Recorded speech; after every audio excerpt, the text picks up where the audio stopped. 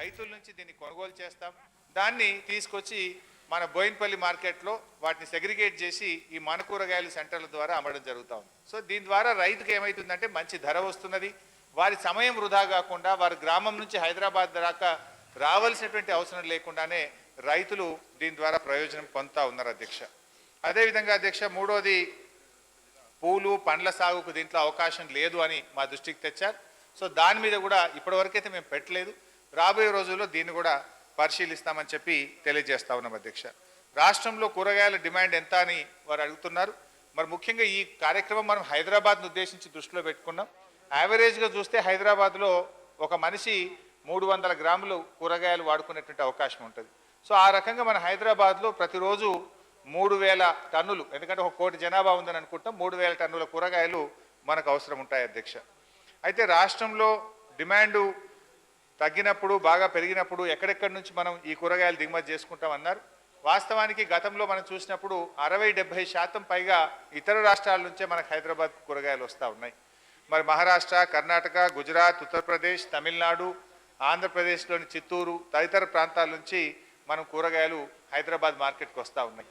అయితే మన ప్రభుత్వం వచ్చిన తర్వాత మన రైతులకు ఈ అవకాశాలు ఎక్కువగా కల్పించాలి, ఇక్కడే ఈ కూరగాయల సాగును ప్రోత్సహించాలని చెప్పి దేశంలో ఎక్కడ లేని విధంగా 75% సబ్సిడీతో పాలీ హౌస్ కార్యక్రమాన్ని, నాబార్డ్ నుంచి ఈ సంవత్సరం 1000 కోట్ల రూపాయలు డ్రిప్ ఇరిగేషన్లో కూడా రుణాన్ని తీసుకొని కూరగాయల సాగును మన రాష్ట్రంలో ప్రోత్సహిస్తున్న సంగతి కూడా మీకు తెలిసిందే అధ్యక్ష. ఇకపోతే మన గువ్వల బాలరాజు గారు వారి నియోజకవర్గ కేంద్రంలో అచ్చంపేటలో రైతు బజార్ ఏర్పాటు చేయడానికి ఇరిగేషన్ డిపార్ట్మెంట్ ల్యాండ్ ఇవ్వాలని అడిగారు.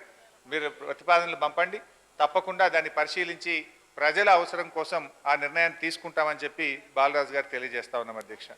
అదేవిధంగా పువ్వాడ అజయ్ గారు కూడా మా ఖమ్మం మార్కెట్లో కూడా ఇది ఏర్పాటు చేస్తే బాగుంటుందనేటువంటి విషయాన్ని వారు అడుగుతూ ఉన్నారు. అయితే ఇందాక నేను చెప్పినట్టుగా ముందు హైదరాబాద్లో ఒక 100 సెంటర్లు స్టార్ట్ చేద్దాం అనుకుంటున్నాం. మా కృష్ణారావు ఎమ్మెల్యే గారు చెప్పినట్టు ప్రతి డివిజన్లో 1-2 కేంద్రాలని ముందు ప్రారంభించి హైదరాబాద్లో స్టెబిలైజేషన్ తర్వాత మిగతా కార్పొరేషన్లు మన కరీంనగర్ కానీ, రామగుండం కానీ, ఖమ్మం కానీ, వరంగల్ కానీ మిగతా కార్పొరేషన్లకు దీన్ని విస్తరించే దాని గురించి ఆలోచిస్తామని చెప్పి వారికి ఈ సందర్భంగా తెలియజేస్తా ఉన్నాం అధ్యక్ష. Thank you. Now question number 1991, Minister for Home.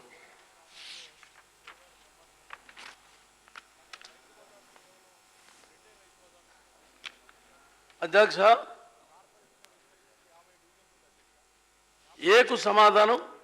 లభ్యంగా ఉన్న రికార్డు ప్రకారంగా హైదరాబాద్ నగర పోలీస్ చట్టం కింద పోలీస్ ఇన్స్పెక్టర్లు, సబ్ ఇన్స్పెక్టర్లు ఎవరిని హైదరాబాద్ నగరంలో నియమించలేదు.